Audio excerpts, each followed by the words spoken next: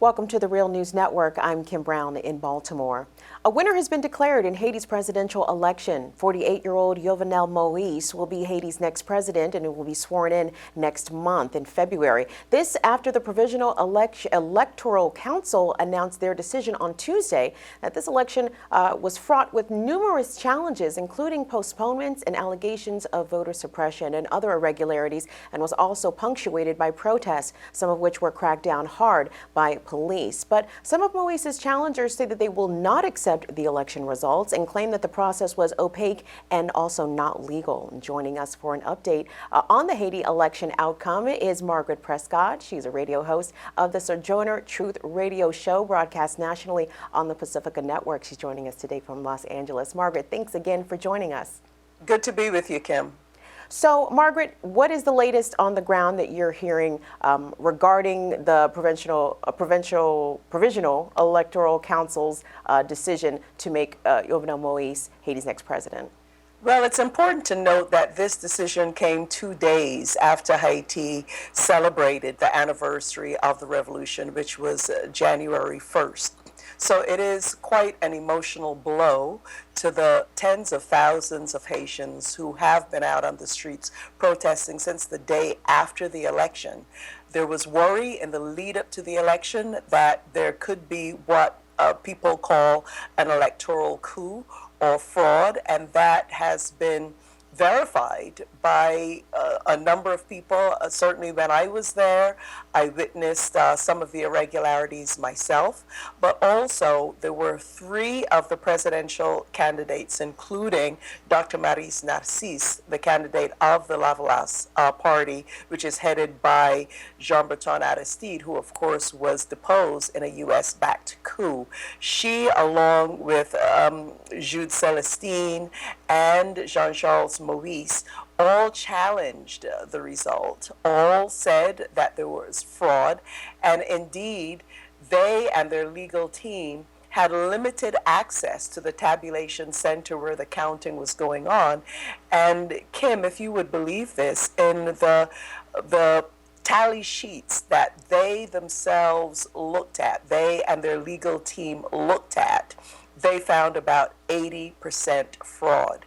So after 3 days of this, several of the judges on the Electoral Council said, you know what, you all no longer have access to these tally sheets. You could stand way in the back and watch us count, but you can't really see what's going on. And in protest, they and their legal team just left because basically they were denied access, which they should, according to Electoral Council law, to being able to see the tally sheets and to be able to make challenges where they see irregularities. And according to the official election results, Jude Celestine, as you mentioned, finished a distant second, according to the Provincial Election Council. But he also told the Miami Herald that he not only does he not recognize these results, and as you mentioned, his legal team said that there was irregularities, but did they offer specifics as to what types of voter fraud that they observed when they were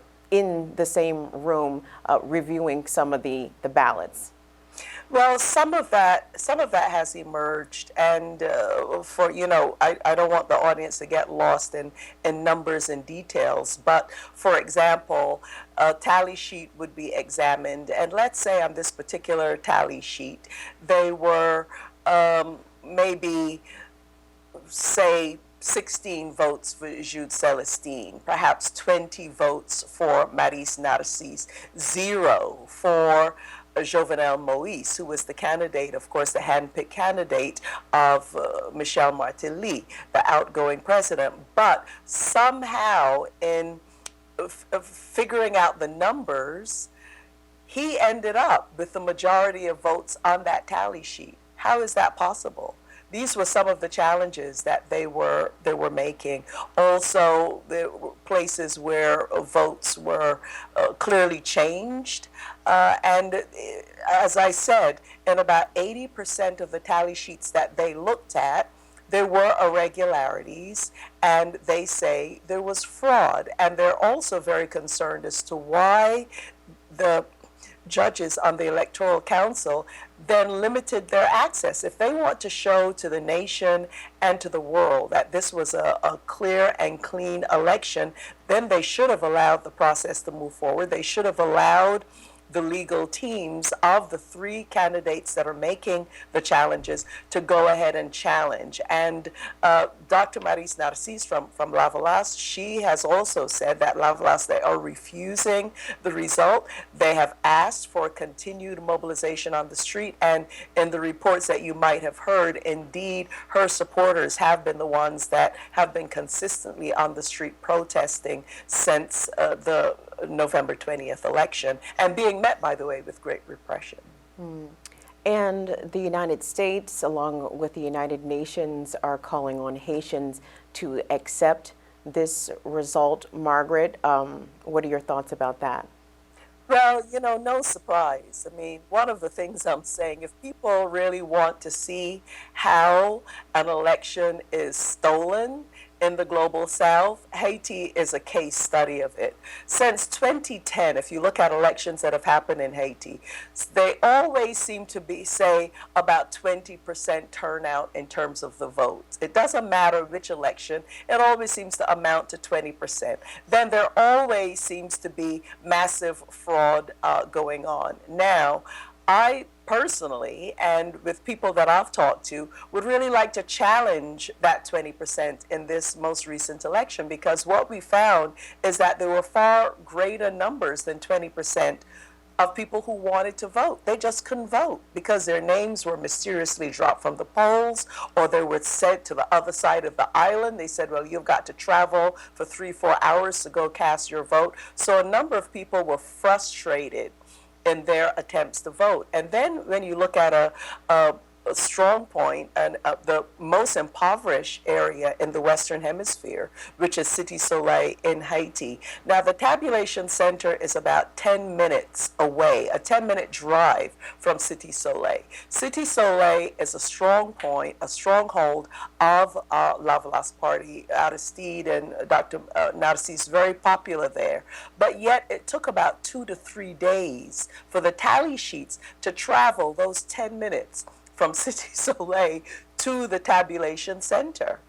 And again, with findings of irregularities and looking at those tally sheets. So, Kim, the sad part about it is that we may never know, simply because those candidates that are making a rightful and legal challenge were really denied their right to be able to examine the tally sheets as they could.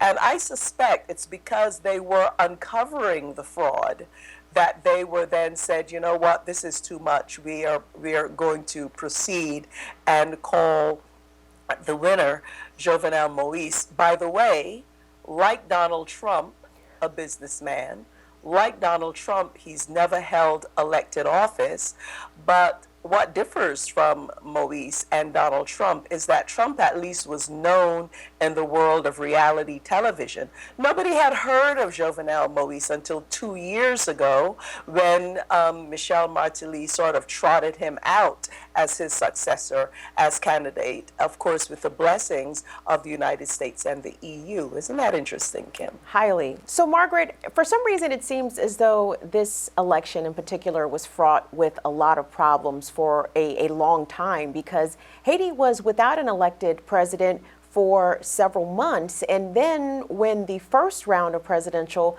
elections tried to happen, it was fraught with so many problems and challenges that the interim president decided to, I guess, void the first round decision and decided to redo the election. So why was this election in particular so dysfunctional?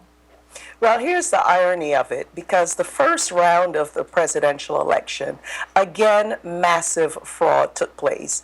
And yet again, Jovenel Moise, the candidate of Martelly, was nevertheless said to be the winner. Now, what happened is that people by the tens of thousands took to the streets. There were massive protests, but the fraud was so flagrant and so widespread that even some of the human rights organizations, delegations of observers, said, you know what, there's something wrong with this picture. But what happened is that the protests forced the government to basically establish a commission to look into the fraud. And guess what, Kim? When they looked into it, they found that in some cases, over 90% of the ballots were fraudulent.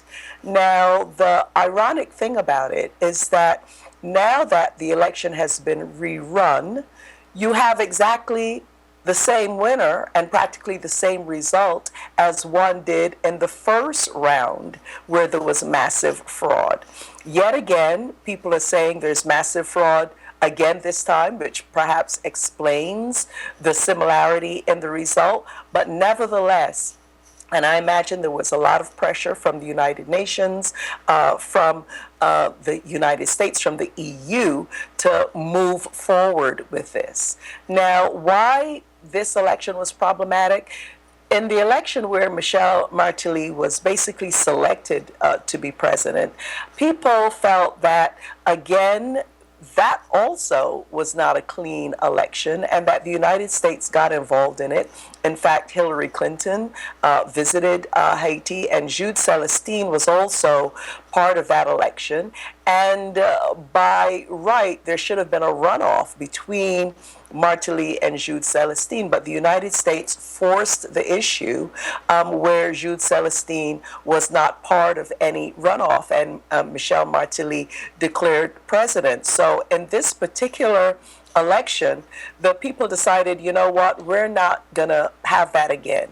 We're sick and tired of not being able to choose our president and our president being chosen for us. So there was a lot of mobilization and a lot of protests, and still we have this result, and that's one of the reasons you see Dr. Maurice Narcisse as well as two of the other candidates saying they are not accepting this result. This was a fraudulent election, and as far as they're concerned, Jovenel Moise did not win this election, and people are continuing to be out on the street.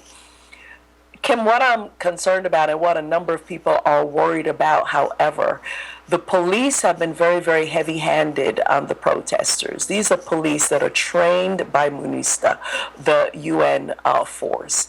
Live rounds are being fired. People are being hosed down with with water that seems to be laced with some kind of chemical that burns the skin.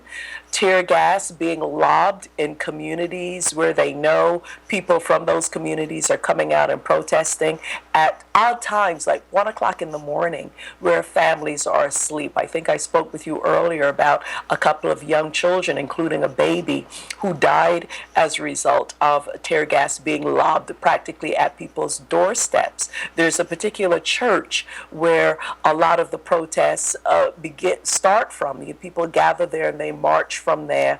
Now they're being kettled in by tanks, by police. They're not being allowed to leave that area. And one of the things that's important for people in the United States and around the world, many viewers of the Real News Network to know, to be concerned about this level of repression. Whatever one might think about the election, about Jovenel Moise, one has to express concern to their governments, including to the government of the United States, to really express concern and do something to stop this violence and repression happening against peaceful protesters that are simply trying to make the case that in Haiti there should be one person, one vote.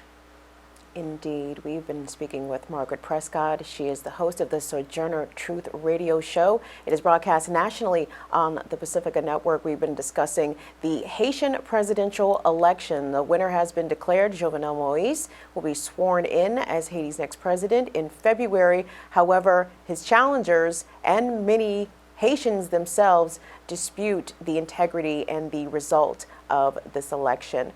Margaret, we can't thank you enough for joining us. Thank you. Thank you so much, Kim. And thank you for watching the Real News Network.